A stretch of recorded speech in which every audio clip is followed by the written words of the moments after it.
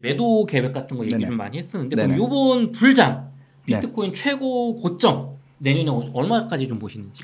일단은 그때 차트도 저는 좀 참고를 해야 되는데요. 제가 머릿속에 생각하는 여러 가지 방법들이 있습니다. 일단은 시장 상황을 본다고 했고 그리고 그때 돼서 꼭 챙겨봐야 될 지표 하나가 M2. 네. 그 시중의 유동 자금이 네. 얼마나 많이 늘어났는가. 물론 그 지점이 고점이 오기 전까지는 시중에 돈이 안 풀렸기 때문에 저는 고점을 찍어도 생각 안 하겠죠. 네. 시중에 일단 돈이 많이 풀려야 되고 지금 미국 금리가 거의 최고점이지 않습니까? 네. 앞으로 내릴 일밖에 안 남았는데 현재는 그렇게 보입니다. 네. 못해도 지금보다 금리를 절반은 내려야 시장 상황이 좋아졌다 판단하고 뭔가 활황이 오지 않겠나. 네. 그래서 아직은 금리가 최고점인 상태이기 때문에 더 계속 내릴 거 아니에요. 어쨌든 좋아질 일만 남았다. 경기 침체가 안 와도 지금 내려야 되고 네. 경기 침체가 오면 더 빨리 내려야 되고 그쵸, 이런 그쵸. 상황이기 때문에 앞으로 이제 내릴 일만 남았기 때문에 지금 가격의 금리 상황 봤을 때는 고점 아니라는 거죠.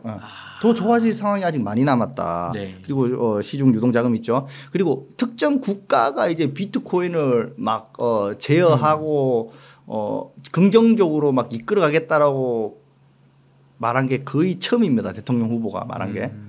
물론 트럼프가 네. 그렇게 만약에 실행했을 경우도 있지 않습니까? 네, 전략 비축 준비 자산에 그 준비 자산이라는 단어가 굉장히 중요한데 미국이란 국가에서 이런 걸 준비 자산으로 지정을 해서 보유한다라고 하면은 다른 선진국들 그리고 개발도상국들 다 따라가거든요. 그렇죠. 그러면 여러 국가에서 준비 자산을 그럼 우리도 보유하자라고 이런 붐이 일어나게 된다면은 비트코인이 국가 단위로 이제 매수가 들어가면은 지금보다 더 물량이 줄어들게 되겠죠. 그렇죠. 확실하게. 그리고 이제 기업들도 더 크게 어떤 특정 기업이 샀다라는 게 좀 더 늘어날 거라고 보거든요. 그런 기업들이 확 늘어나서 발표가 되고 네. 이 모든 것들이 다 종합적으로 되는 겁니다. 우선 금리 내려가야 되죠. 네. 내려가고 그리고 시장의 유동 자금 얼마나 풀렸나 그리고 특정 국가 트럼프나 네. 해리스도 지금 당선될 확률이 지금 박빙이지 않습니까? 그렇죠, 반반이죠. 그런데 해리스 같은 경우도 트럼프에 못지않게 암호화폐 정책을 이어나가려고 지금 조율을 하고 있는 상태거든요. 그런 대표자들을 만나려고 미팅을 잡아놓고 있는 상황이고 그러다 보니까 얘도 트럼프를 이기려면 친암호화폐적으로 갈 수밖에 없겠네라는 생각이 드는 거예요. 네. 그러면 둘 중에 누가 되더라도 앞으로 비트코인을 긍정적으로 안 하고서는 표심을 얻기 힘들다. 이렇게 보는 거죠. 그래서 그런 상황이 정말로 정책적으로 이어졌을 때 시장 가격 반응 이런 것도 좀 봐야 되는 거죠. 그럼 너도 나도 와 준비 자산 한데 네. 국가에서 미국에서 비트코인 모아놓은 거 정부 물량 매도 안 한대. 네. 그러면은 이제 우리가 보이는 악재는 이제 다 없어지는 거잖아요. 네. 뭐 마운트 국수 다 소화됐대. 그리고 애플에서 산대. 테슬라에서 또 더 산대. 결제 받는데.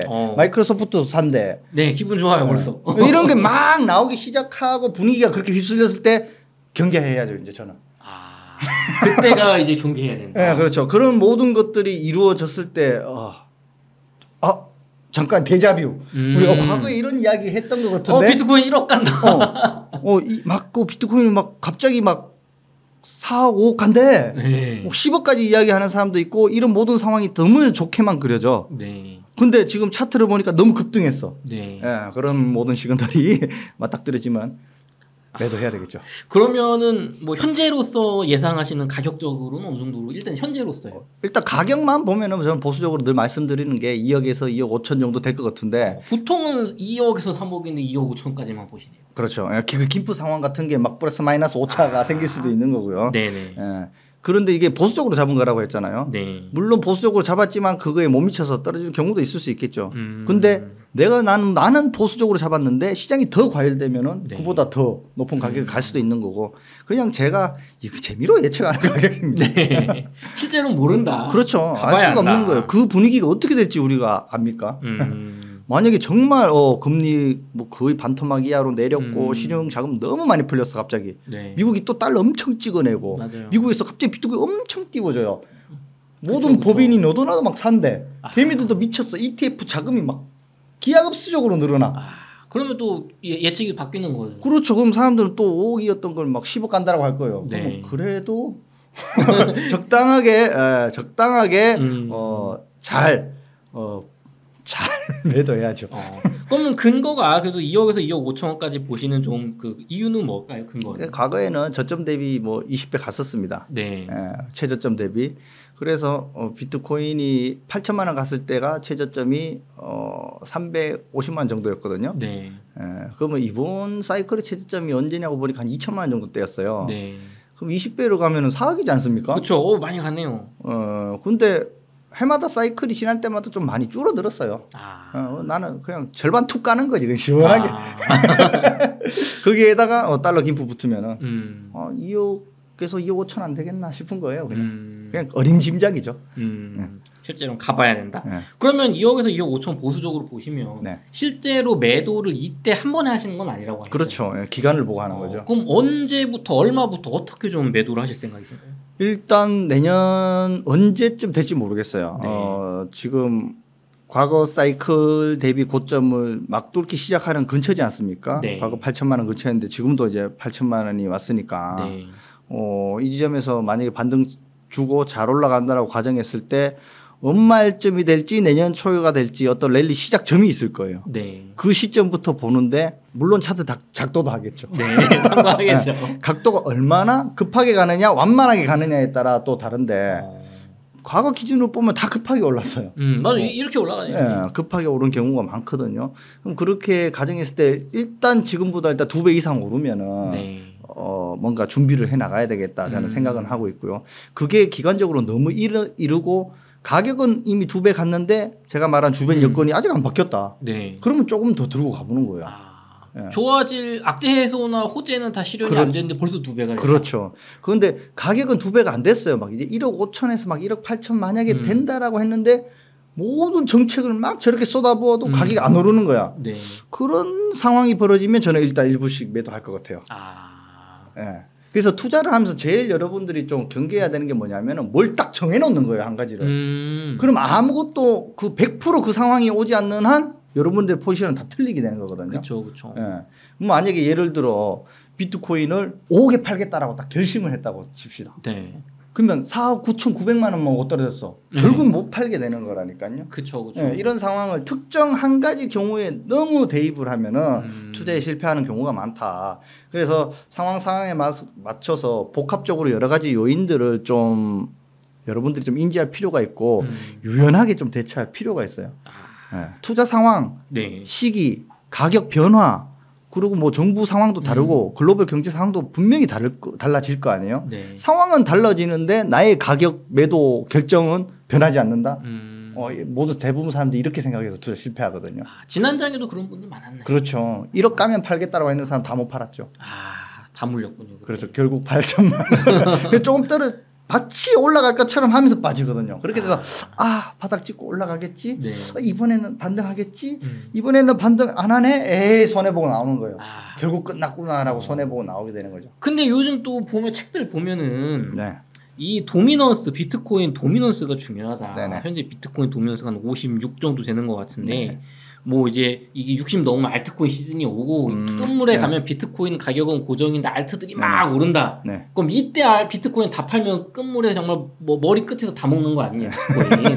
그 다음에 알트 이제 그때 알트 팔고도 그러니까 이런 투자법이 있잖아요. 과거의 경험을 바탕으로. 네, 그렇죠. 이 그럴듯하거든요. 그러니까 여러분들이 경험 없이 어떤 특정 그 지표나 어떤 그것도 온체인 지표잖아요. 네. 그런 것들을 보고 한 가지만 빠져들게 되면 이런 현상이 나타나게 되거든요. 굉장히 경계해야 될 그런 투자 방법입니다. 네. 도미넌스 같은 경우는 지금 저는 거의 참고 안 하고 있거든요. 왜냐하면 과거에는 정말 잘 들어맞았죠. 네. 왜? 비트코인 하나밖에 없었고 네. 알트코인 해봤자 몇 가지 있었어요. 이더, 리플, 비트코인 캐시, 좀 생기기 시작하네. 그런 시즌에는 비트코인 도미넌스가 당연히 높았을 거고요. 과거 사이클 대비 이제 지난 사이클만 해도 2021년도만 해도 무수히 많은 알트가 생겼습니다. 네. 그러면 2017년도 때에 그 도미넌스 대입하면은 매도 못하는 거죠.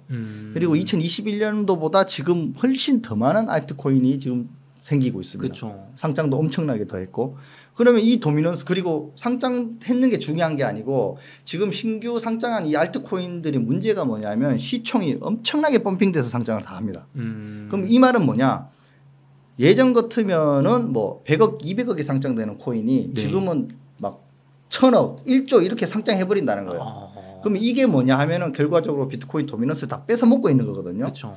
그러면 과거 대비 이 도미넌스를 계속 적용하면은 안 맞는 거예요. 그걸 절대로 적용하면 안 되는 거죠. 이쪽이 너무 커졌으니까. 그렇죠. 당연히 알트가 더 커져가지고 지금 비트코인 도미넌스 깎아먹고 있는 상황이고 물론 비트코인이 먼저 치고 올라가는 경우가 과거 사이클 대비 똑같이 흘러가고 있어요. 물론 불장이 오기 전에 비트코인 도미넌스가 커져야 되는 건 맞다.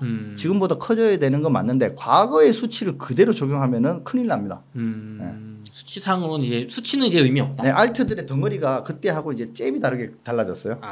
그렇군요. 그러면은 그거는 좀 유효할까요? 비트코인이 더 이상 가격이 못 갔는데 알트들이 난리가 난다.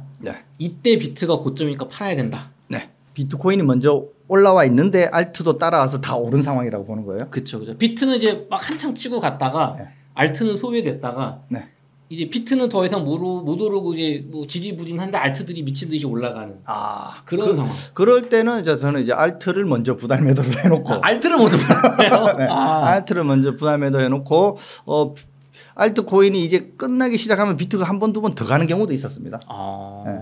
그게 과거에도 다 끝났다라고 생각했는데 비트코인만 또 치고 나가는 경우가 있었어요.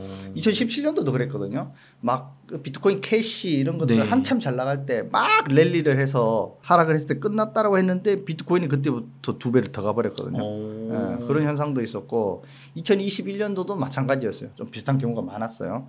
그런 경우가 있었기 때문에 이번에는 근데 좀 다른 게 알트들의 덩어리들이 너무 커진 상태에서 가는 놈만 가는 경향이 있거든요.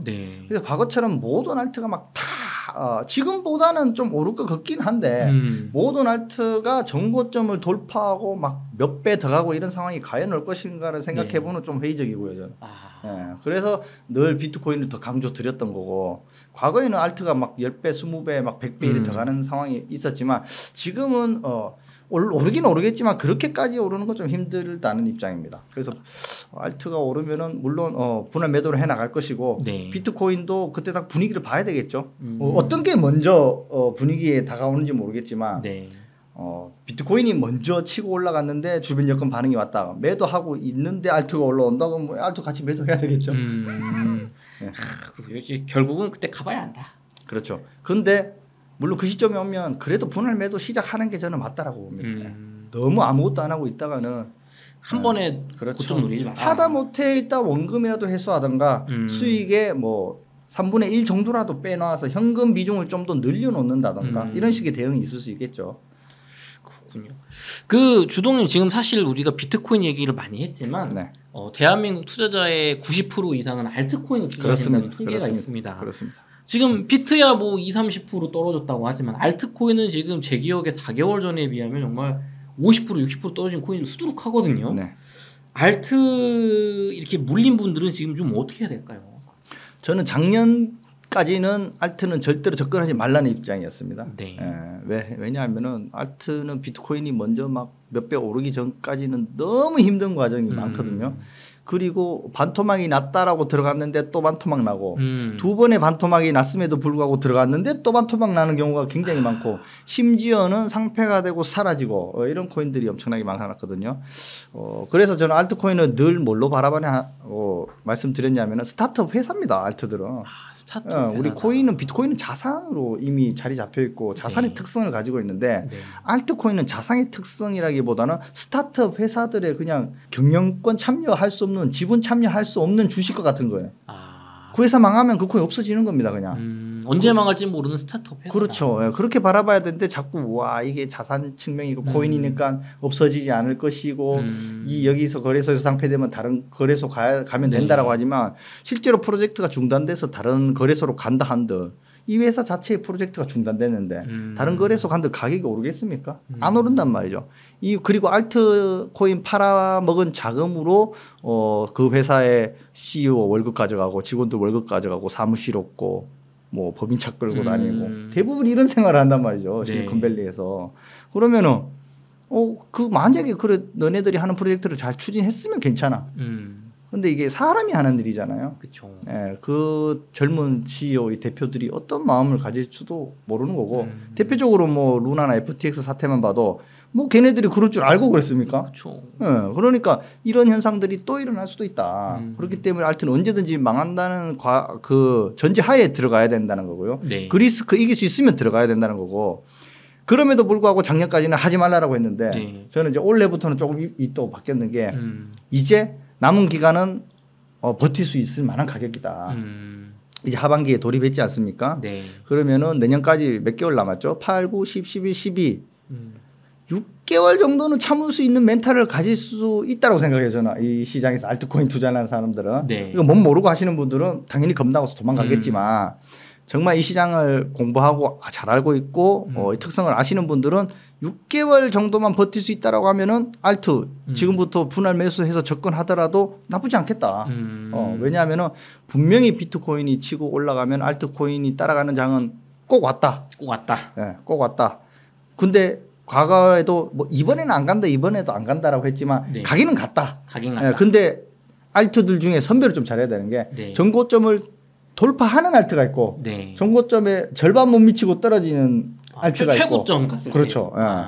그리고 과거 최고점만큼만 가고 떨어지는 코인들이 있었어요. 네. 대표적으로 우리가 리플 같은 경우는 2017년도에 하나로 5,000원 정도 갔었어요. 네. 근데 2021년도에는 2,500원 정도까지 갔거든요. 반밖에 못 절반까지 못 가고 떨어졌잖아요. 그럼 이번에 언제 얼마까지 갈 거냐?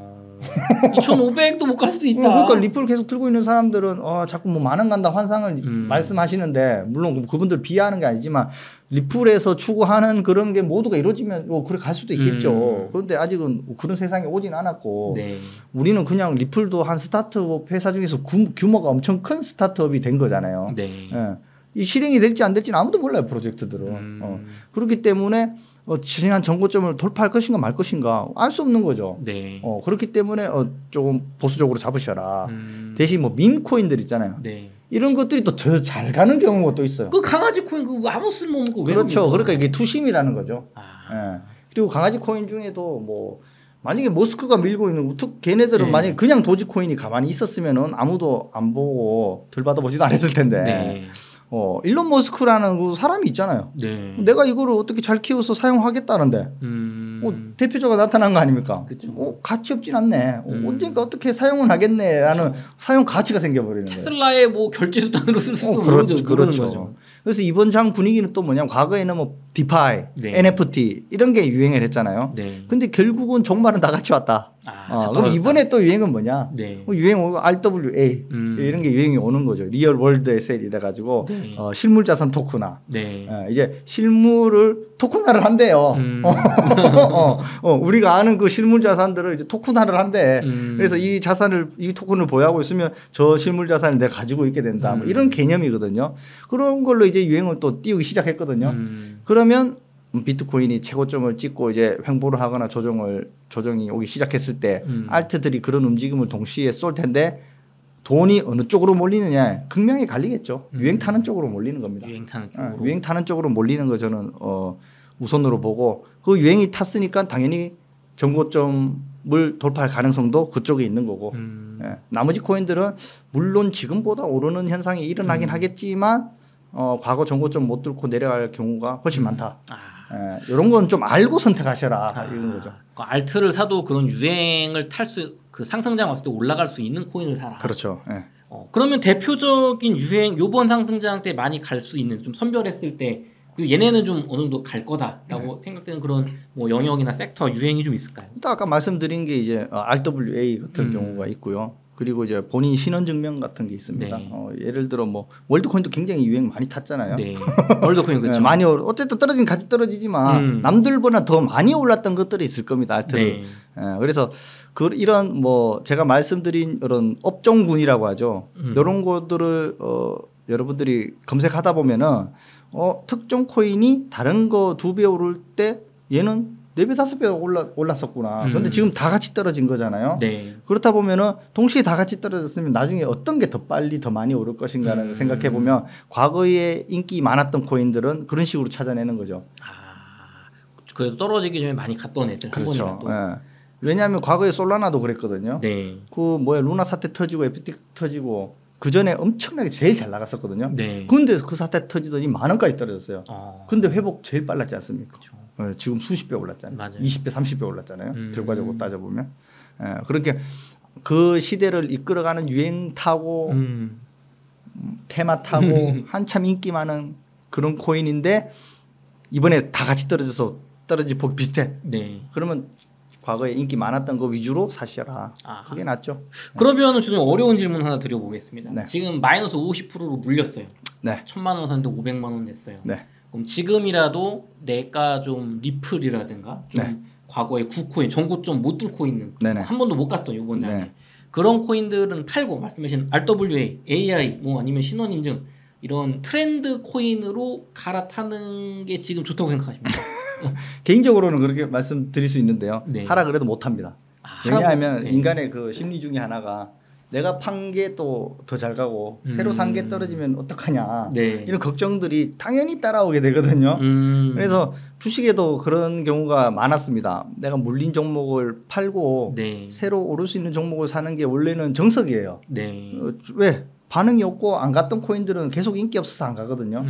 그러면 새로운 트렌드 뭐 AI 이런 거 맞춰서 잘 사야 되잖아요. 네. 그러면 잘 올라갈 텐데 사람들이 그걸 못 하는 거죠. 손해보고 파는 걸 또 극도로 싫어하는 경향이 있고 네. 내가 갈아타게 했는데 팔고 난 뒤에 오른 그 종목들 그 코인들이 생겨버리면 그게 더 힘들어 버리는 거지. 그렇군요. 네. 근데 교과서적인 대응은 아까 말씀하신 게 맞아요. 새로운 걸 갈아타는 게 저는 맞다라고 생각합니다. 손절하고 많이 떨어진 그 유망 코인으로 갈아타라. 그렇죠. 네. 그게 원래 투자의 정석적인 입장인데 네. 대부분 그렇게 못하죠. 그러면은 알트 팔고 비트로 가는 건 어떻게 생각하십니까? 저는 오히려 수익률이 알트가 더 높을 수도 있다라고 봅니다. 애초에 왜 비트코인을 근데 리스크가 그만큼 적으면서 큰 수익을 낼 수 있거든요. 네. 투자는 우리가 수익만 보면 안 되잖아요. 네. 위험도 봐야죠. 비트코인은 리스크가 알트코인 대비 엄청나게 적으면서 그 수익률 폭은 굉장히 크게 볼 수 있는 자산이잖아요. 네. 근데 알트는 기본적으로 없어질 수 있다는 전제 깔고 가는 거잖아요. 네. 거기에다가 어떻게 될지도 모르고 반토막이 더 날 수 있다는 그런 리스크를 지면서 들어가야 된다라는 거죠. 네. 그래서 투자금 자체에도 규모가 다를 수밖에 없어요. 그쵸. 그래서 비트코인을 막 뭐 1억을 갖고 있는데 비트코인을 5천만 원 샀는데 알트를 5천만 원 사고 이러면 굉장히 저 비트코인하고 맞먹기 가면 안 되잖아요. 그쵸. 하다못해 뭐 50%를 비트코인 샀으면 20% 정도만 뭐 알트로 간다든지 이런 규모의 간격이 있을 수가 있겠고요. 네. 그리고 그 시기도 또 다를 수가 있겠죠. 비트코인이 내가 오랫동안 보유해도 되는 건데 네. 물려도 상관없잖아요. 어쨌든 4년만 버티면은 항상 정고점 돌파했으니까 네. 정말 아무것도 못하고 물려도 들고 갈 수 있는 건 비트코인이기 때문에 뭔가 안정감이 있다라는 거죠. 근데 알트코인은 한 시즌 끝나고 그냥 사라져 버리는 경우가 수없이 많습니다. 네. 그렇군요. 이런 것들을 모두 감안하고 하실 분들은 하셔야 되지. 무조건 알트가 수익률이 더 높기 때문에 알트로 가야 된다. 이렇게 생각하시면 안 된다는 거예요. 자, 그러면 모든 거 다 살아남았다 칩시다. 네. 없어지지 않고 지금 이 시점에서 알트코인이 뭐 CEO도 괜찮고 테마도 잘 타고 이번 사이클 동안 안 없어진다는 가정하에는 알트코인이 비트코인 수익률보다 훨씬 높다고 봅니다. 저는. 높을 수 있다. 네.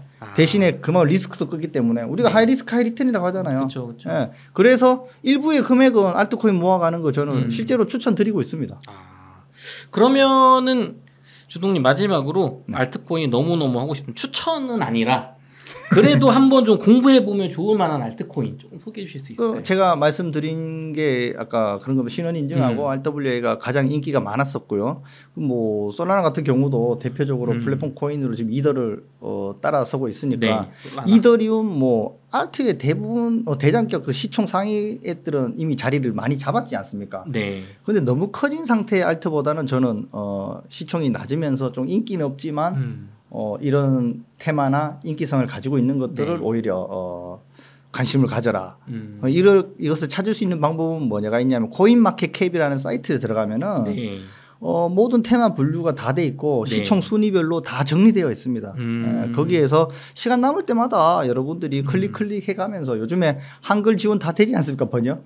클릭해가면서 찾다 보시고 그 백서들도 다 읽어보고 실제로 얘네들이 프로젝트가 잘 진행되는지 확인도 좀 해보시고 요런 투자를 하는 재미를 좀 찾아가고 내가 투자하는 곳이 뭘 하는 건지 좀 명확하게 알아가시면서 투자를 좀 진행하셨으면 하는 바람이 있는 거죠. 대부분 사람들이 그냥 친구가 뭐 좋다니까 사고 네. 유튜버가 뭐 사라니까 사고 그렇죠. 주동님이 좋다 그랬다. 뭐 누가 좋다 그랬다 누가 좋다 그랬다 막 대부분 이런 것들이요. 그러니까 결국은 남말만 듣고 투자하는 거거든요. 네. 그런 식의 투자는 결국은 실패한다. 비트코인 2024 컨퍼런스에 네. 트럼프 대통령 후보는 참석을 했고요. 네네. 민주당의 해리스 후보는 참석을 하지 않았습니다. 끝까지 고민했다고 하는데 왜 참석 안 한 건가요? 제가 뭐 그쪽 정치적인 어떤 방향이나 움직임을 정확하게 말씀드릴 수 없지만 일단 해리스 부통령은 현 민주당 그 관료지 않습니까? 네. 예, 그리고 바이든이 어쨌든 지금 현재 정부에서 친암호화폐적이 아닌 그런 포지션을 취했단 말이죠. 네. 완전 반암호화폐까지는 모르겠지만 왜냐하면 바이든이 실질적으로 막 비트코인 죽이겠다 이런 말을 한 적은 없었으니까요. 단지 그 EC 의장인 그 게리 겐슬러가 네. 좀 계속 좀 막은 경우는 있었는데 아무튼 현재 정부 관료들이 좀 그런 경향은 있었을 겁니다. 거기에 이제 맞서서 트럼프가 반대적인 정치적 입장을 내놔야 되니까요. 네. 일단 정부 대 정부의 싸움 아닙니까? 정치적으로 여당 야당의 싸움이고. 그렇죠. 그럼 트럼프도 과거에는 비트코인을 별로 옹호하지 않았습니다. 좋지 않게 이야기했거든요. 그런데 이제 표심을 알게 된 거죠. 네. 지금 바이든 정부가 코인에 대한 정책들이 흘러가는 이 꼬라지를 보니까 표심 다 잡아먹고 있는 게 여론이 보이네. 그럼 나는 이참에 포지션 바꿔야 되겠다. 친 암호화폐 대통령으로 가보자. 네. 이런 마음을 먹었겠죠. 추측이긴 그렇죠. 하지만 그렇기 때문에 실질적으로 포지션이 확 바뀌었고 어느 순간부터 나는 암호화폐 대통령이다 이런 슬로건을 걸고 나오고 그렇죠. 실제로 그 컨퍼런스도 참석하고 그런 발언들을 쏟아냈죠. 그에 앞서 그에 이제 또 해리스 이제 바이든이 사퇴하고 새로운 후보로 부각되고 있지 않습니까? 네. 처음에는 뭐 부통령 네. 되겠어라고 했는데 실질적으로 그 바이든의 표가 갈 데가 없었잖아요. 네. 우리도 그런 게 있지 않습니까? 당이 다르면은 아무리 저 후보가 잘한다고 해도 잘 안 가는 그런 경향이 그쵸. 있었잖아요. 그쵸. 그렇기 때문에 미국도 마찬가지. 나는 민주당의 정치적 성향을 가지고 있는데 바이든은 진짜 좀 그런데라고 했던 사람들이 갑자기 그나마 젊고 좀 또렷해 보이는 사람이 새로운 후보로 등록이 됐어. 그렇죠. 얘는 찍으면 하겠네. 그래 열심히 좀 지지해가지고 민주당이 또 정권을 잡을 수 있도록 해보자. 이런 움직임이 생긴 거죠. 자 그렇다 보니까 해리스 입장에서 전통적으로 민주당이 이제 친암호화폐가 아니었단 말이에요. 네. 근데 갑자기 내가 암호화폐 컨퍼런스에 참석해서 발언하겠다. 이게 굉장히 웃기지 않습니까? 얼마 전까지 안 좋은 얘기 많이 했는데. 그렇죠. 트럼프도 지금 갑자기 포지션 벼가 애지게 펴받으려고 지금 쇼하는 거다. 펴받으려고 쇼하네. 이렇게 생각하는 사람이 많은데 네. 해리스까지 갑자기 그렇게 해버리면 똑같은 놈들이네. 이런 분위기가 형성될 수도 있겠죠. 그래서 좀 조심스러웠던 경우가 있을 수 있겠고 아니면 이 사람이 좀 똑똑해가지고 한 번 더. 근데 실질적으로 참석하겠냐고 물어봤다라고 하더라고요. 네. 근데 일단 안 하게 된 거고 또 한 가지 더 짚어보면은 일단 리플랩스 네. 그 관계자 그리고 미국의 서클사 USDC 발행하는 회사거든요. 그쪽하고 코인베이스 네. 이런 관계자들을 이제 접촉해서 만남을 시도하고 있다라고 하거든요. 그러면 이제 이 시장이 내가 완전 외면해서는 표를 얻을 수 있는 시장이 아니구나. 지금 트럼프하고도 뭐 1%의 오차로 왔다 갔다 하고 있거든요. 네. 최근 지지율이 43% 42% 정도니까. 그러면 조금 안정적으로 트럼프 표를 뺏어오려면 트럼프 하겠다는 게 좋으면은 본인은 더 좋게라도 해서 표를 갖고 와야 될 것 같아. 그렇죠? 그러면 이 암호화폐라는 게 민주당이라고 해서 기본적인 그 정책이라고 꼭 반대하라는 법은 없거든요. 네.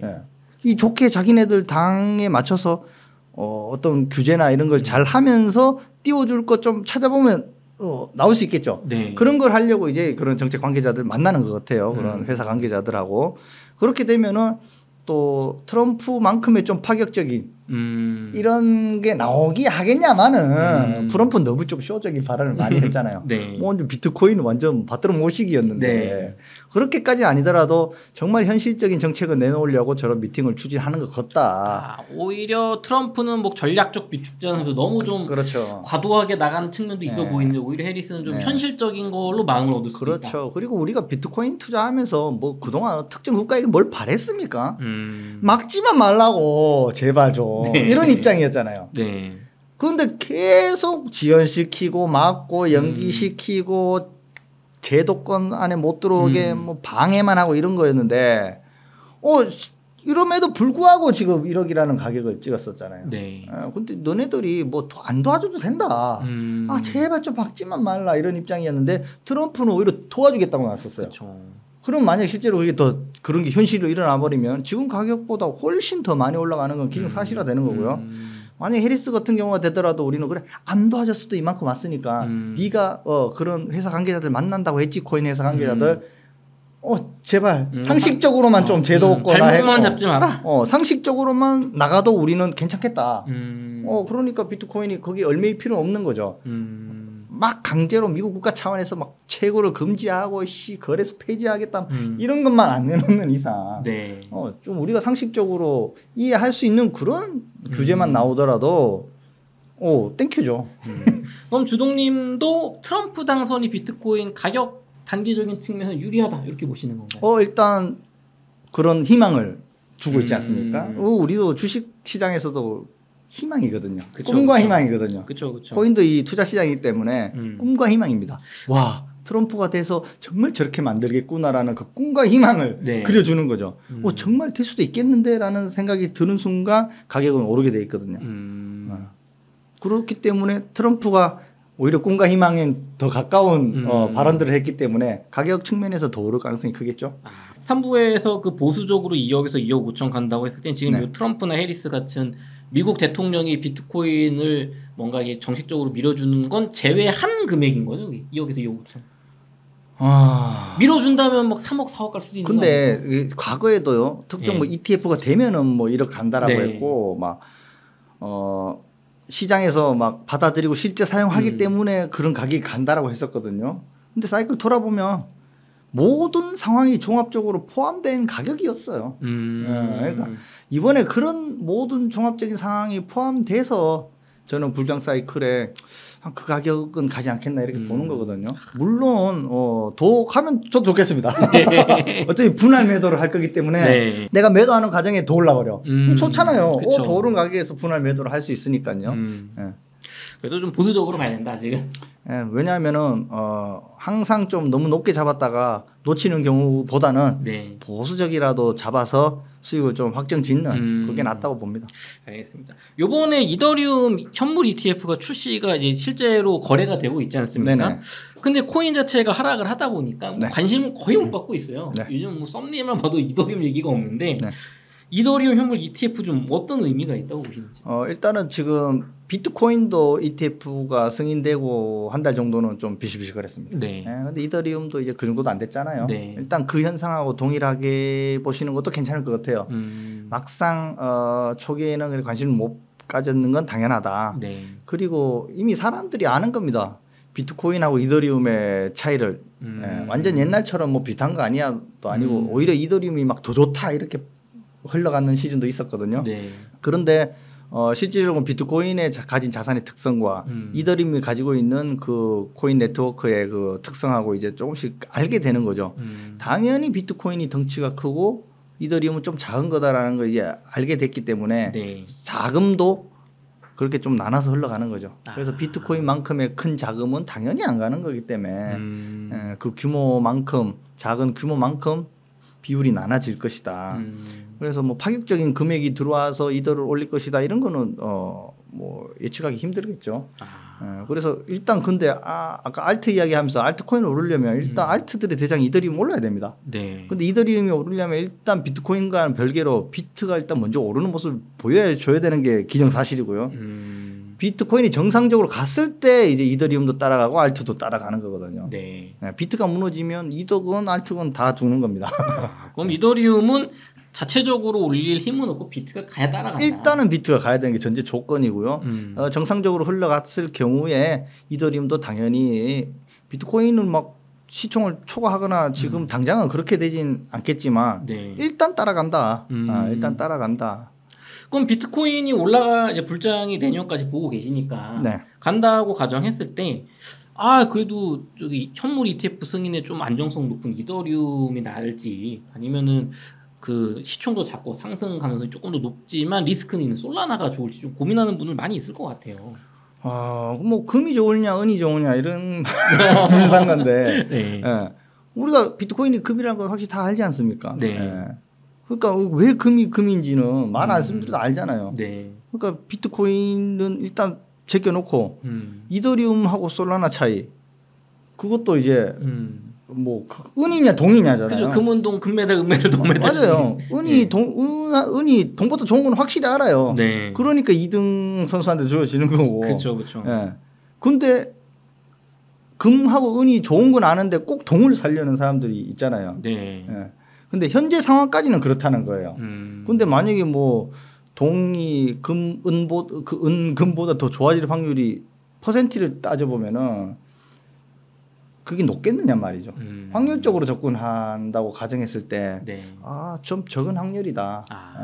이더리움이 그래도 이미 자리 잡혀 있는 그 플랫폼 규모가 있는데 네. 솔라나가 그걸 모두 빼앗아 오기에는 지금까지는 뭐 보여준 그런 측면으로 봤을 때는 일부분을 가져오긴 한 거죠. 네. 근데 이더가 아직 건재하기 때문에 네. 솔라나가 이더를 다 잡아먹고 또 제키고 올라가면은 간다고 생각하면은 아직 뭐 엄청난 시간이 더 지나거나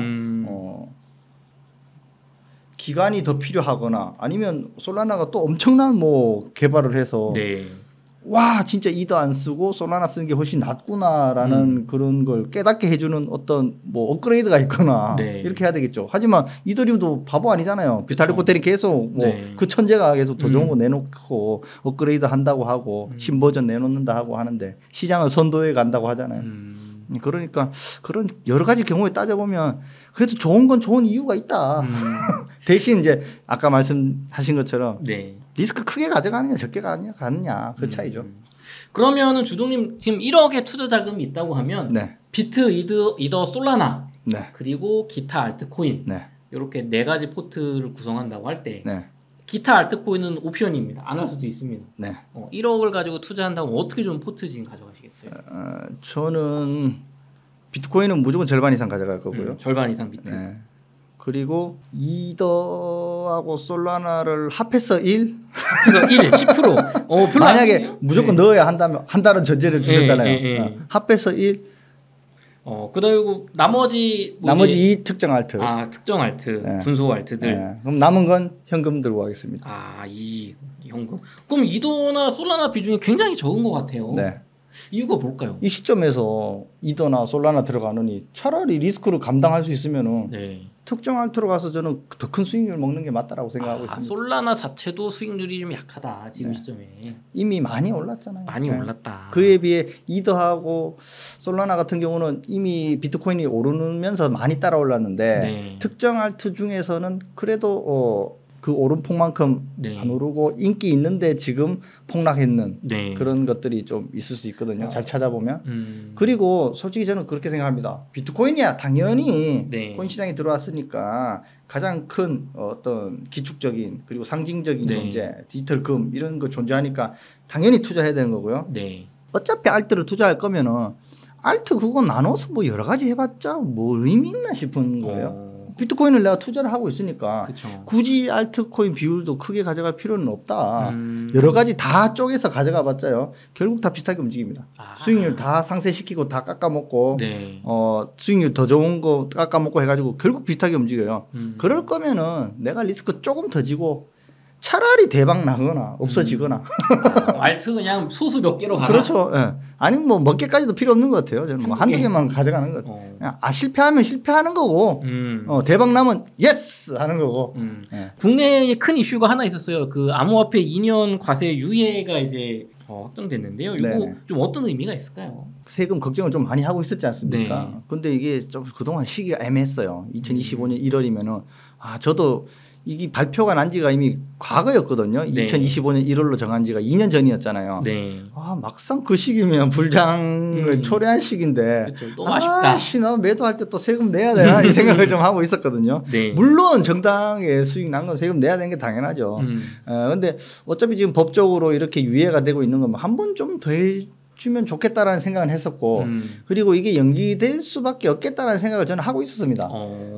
왜 그렇게? 왜냐하면 코인 투자하시는 분들은 다 이게 한 방에 그 세금 그 정책을 완전히 규정화해가지고 거둘 수 힘드는 그런 시스템이라는 걸 우리는 알고 있었거든요. 하다못해 거래소 이체하거나만 지금 하려고 해도 네. 본인이 어떻게 이 코인을 매도했고 어디서 났는지 증명하라고 하는데 지금 증명할 수 없는 게 너무나 많아요. 그때 당시의 자료들을 안 갖고 있는 사람들도 많고 네. ICO 열풍이 일어났을 때 뭐 계약서 작성하고 다 했을 거 아닙니까? 네. 신규로 코인 발급받은 사람들은. 그렇죠. 근데 그거 실질적으로 이제 필요 없게 돼서 안 가지고 있거든요. 이미 네. 코인 지급받으면 계약서가 뭐가 없고. 그럼 네가 이 코인 이 지갑에서 지금 만약에 예를 들어 솔라나가 이더리움이 100개가 들어있다. 네. 네 어디서 난 거냐라고 하면 나 ICO 받았어요. 라고 하면 그거 어떻게 증명해? 빨리 계약서하고 다 가져와봐라고 하는데 없어. 다 삭제하고 없는데. 그쵸. 옛날에 그래서 몇 년 전이에요. 그리고 막 그 사이에 뭐 컴퓨터도 바꿀 수도 있고 그쵸. 포맷할 수도 있고 네. 없는 건데 증명할 수가 없는 거예요. 그래서 그럼 그런 사람들 가격을 도대체 매수가를 얼마나 잡을 것이냐 의문이었잖아요. 네. 그럼 말하기 나름인 거예요. 가격을. 그쵸. 그래서 2025년 1월부터 정하겠다는 게 뭐냐면은 2024년 말 그 가격 기준으로 한다는 거였거든요. 그때 가격을 취득가로 한다. 그렇죠. 예. 그런데 이것도 또 애매한 게 뭐 해외에서 코인을 왔다 갔다 그렇죠. 바이낸스 막 송금하고 이런 거. 그리고 뭐 이미 예전부터 해외에서만 거래하고 국내를 안 들고 온 사람도 있어요 아직. 롱숏 이런 거 위주로 하시는 분들. 그렇죠. 선물 시장. 그래서 선물에서 계속 하시는 분들은 국내에 비트코인 들어올 이유가 거의 없어요. 그럼 만약에 자 원화로 바꾸려고 하나 들어왔다. 네. 이것도 뭐 이 그동안 그 사고 판 내역들 그 많은 내역을 또 다 증명해서 또 다 내야 되고 하다못해 저는 우리나라 그 빗썸에서 업비트에서 코인 옮기는 것만 해도 지금 거래 내역 다 제출해야 되고 그리고 이 코인 어디서 어떻게 났는지 매수 매도 그런 거 다 증명해야 되고 그 자금은 또 어디서 났는지까지 막 다 증명하래요. 그 다 소명해서 했는데도 불구하고 그 거래 내역 몇 가지 누락됐다고 바꿔먹은 적도 있거든요. 그 정도로 지금 뭔가 정립이 제대로 안 돼 있단 말이죠. 네. 그런데 이런 시스템에서 과연 세금을 제대로 고를 수 있겠는가 생각해 보면 뭔가 기준이 명확하게 잡기가 힘들다. 그래서 당연히 이거 시간도 더 많이 걸릴 테고 그리고 그때 돼서 그런 코인을 뭐 제대로 ETF도 이제 또 들어오고 할 텐데 그럼 ETF를 어떻게 할 거냐? 그렇죠. 세금 어떻게 할 건데? 그럼 코인하고 동일하게 적용할래? 주식인데 그럼 이런 문제도 또 부딪힐 수도 있는 거고 그쵸. 아직까지는 해결해야 될 게 좀 많이 남았다. 그래서 유예될 거라고 생각을 했는데 마침 또 유예되니까 좋죠 우리는. 네. 그러면은 또 이제 세금이 유예됐으니까 국내 거래소에서 이렇게 좀 사고 팔고 하면서 좀 요번에 수익을 거두는 게 좋을까요? 해외보다는? 저는 어차피 하시는 거면 국내 거래소가 낫다라고 생각해요. 편의성에서 국내 거래소가 훨씬 편합니다. 네, 그리고 하다못해 지금 국내 거래소끼리도 왔다 갔다 하는데 좀 힘들거든요. 네. 물론 제가 실제 경험을 토대로 말씀드렸는데 뭐 저는 잘 되던데요 이런 댓글이 많이 달렸어요. 그럼 그런 사람들 보면 항상 소액이었습니다. 금액이 크면 불과 뭐 몇백 단위 이런 사람들은 해외 거래소 보내고 국내 거래소 받고 국내 거래소끼리 옮겨 다니고 이런 거 아무 제약 없이 바로바로 다 되거든요. 근데 하다못해 뭐 몇 억 단위만 넘어가도 소명 자료 다 제출해야 됩니다. 그러다 보니까 그게 너무 힘들어요. 그래서 해외 보내는 것도 제출해야 되고 받을 때 또 제출해야 됩니다. 그거를 증명하기가 너무 힘든 거죠 실질적으로. 그 외국 거래소에서 그 걔네들한테 거래 내역 증명 그거 다 캡처해 가지고 또 다 뜨고 캡처해서 내면은 또 캡처해서는 안 된다. 실제로 뭐 증명을 메일로 받아서 그 거래 내역을 그 거래소 법인 도장 찍힌 걸로 받아라 뭐 이래 버리면은 그 말도 안 통하는데 요즘 뭐 번역만 다 된다라고 하지만 실제로 걔들이 그런 시스템을 뭐 거래 내역 증명서를 다 떼주는 그런 시스템이 있는 것도 아니고 굉장히 복잡해지잖아요. 차라리 어차피 저는 그리고 이번 불장에 다 매도하는 게 목표이기 때문에 네. 국내 거래소를 권하고 싶습니다. 네. 주동님 이번에 불장 오더라도 일부도 비트코인도 남기지 않고 다 매도하실 생각이신가요? 목표는 그렇죠. 근데 정말 그게 될지는 모르겠지만 저는 일단 최종 목표는 그렇게 하고 있습니다. 그 많은 분들 적지 않은 분들이 비트코인은 네. 앞으로 장기 우상향할 자산이고 네. 이번에 불장 이후에 상승폭이 예상보다 적을 수 있다. 네. 이제 뭐 현물 ETF 생기고 뭐 비축자산 사면 이제 판이 달라졌다. 네. 그렇기 때문에 모두 파는 거 좀 리스크 있지 않냐 이런 의견도 좀 있거든요. 물론 근거가 있습니다. 하지만 어떻게든 모두 다 팔고 그보다 더 떨어질 때를 기다릴 겁니다. 그렇군요. 예. 지난장에 그 이제 못 팔았던 그 경험이 많이 작용하시죠. 네, 그렇죠. 예. 지난장에 100% 다 못 팔았거든요. 너무 힘든. 2017년도는 100% 다 물렸고요. 네. 2021년도는 1분 못 팔고. 그래서 이번에는 정말 2025년에는 100% 다 팔고 다시 저점에서 100% 다 사는 게 최종 목표입니다. 최종 목표다. 정말 실행이 됐으면 좋겠습니다. 저도. 이번에도 고점 대비 50% 70% 폭락 나올 거라고 보십니까? 만약에 얼마가 가게 돼서 떨어질지 모르잖아요. 네. 만약에 불장 사이클이 끝나고 2017년도나 아니 2027년도나 28년도 좀 됐을 때 가격이 뭐 8천에서 1억 사이다 그러면 사먹을 수 있을 것 같은데. 그렇군요. 어쨌든 지금 정도 수준까지 떨어질 수 있다고 본다. 네네. 알겠습니다. 해마다 사이클이 그랬습니다. 그렇군요. 주동님 그 끝으로 저희 웅달 책방 시청자분들을 위한 한 말씀 부탁드리겠습니다. 네. 아까 말씀드린 것처럼 이 시장은 변동성도 굉장히 크고요. 네. 그만큼 리스크도 많이 져야 되는 시장입니다. 그렇기 때문에 여러분들이 정말 여유가 있고 리스크가 없는 자금으로 이 시장에 참여해도 힘들거든요. 그러니까 제발 빚내고 연끌하고 다 타인의 금액을 빌려와서 빚내서 투자하는 이런 방식은 제발 안 했으면 좋겠고요. 그리고 본인이 투자하려는 코인 이게 무엇을 하는 코인인지 좀 제대로 개념을 확실히 정립하시고 제대로 분석을 좀 해보셨으면 좋겠습니다. 무조건 낱말만 듣고 그리고 뭐 저희 같은 유튜버들이 좀 좋은 정보를 드린다고는 하고 있지만 무분별한 것도 너무 많거든요. 그래서 특정 코인이 누가 언급했다 하더라도 본인이 그 코인을 식별할 수 있고 스스로 분석해서 옳고 그름, 좋고 나쁨을 좀 판단할 수 있는 수준이 될 정도까지는 좀 공부를 하셔야 되는 게 맞지 않겠나. 그래서 이 정도는 좀 하시고 제발 이 시장에 좀 들어오셨으면 좋겠습니다. 너무 무분별하게 우르르 몰려왔다가 빚내서 들어왔는데 막 눈물 흘리고 나가고 그런 거 너무 많이 봐왔거든요. 그러니까 제발 그런 분들이 좀 줄어들고 모두가 돈 벌자고 수익 잘 내자고 지금 내 형편보다 좋아지자고 하는 투자잖아요. 그렇기 때문에 여러분들이 목표로 삼는 그런 수익을 냈으면 하는 바람이 더 크기 때문에 그래서 좀 시장이 건전해져야 또 이 시장도 또 더 잘 갈 수 있는 거고요. 근데 모두가 그렇게 되질 않겠죠.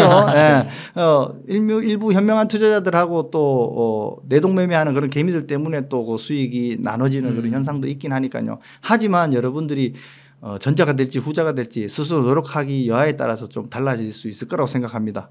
그러니까 제발 좀 제대로 좀 알아보시고 절대 빚내지 마시고 이런 것들은 꼭 염두에 두시고 시장에 들어오시면 좋겠습니다. 이렇게 해서 주동님과 인터뷰를 나눠봤습니다. 긴 시간 동안 수고 많으셨습니다. 네. 수고하셨습니다. 네, 감사합니다. 감사합니다.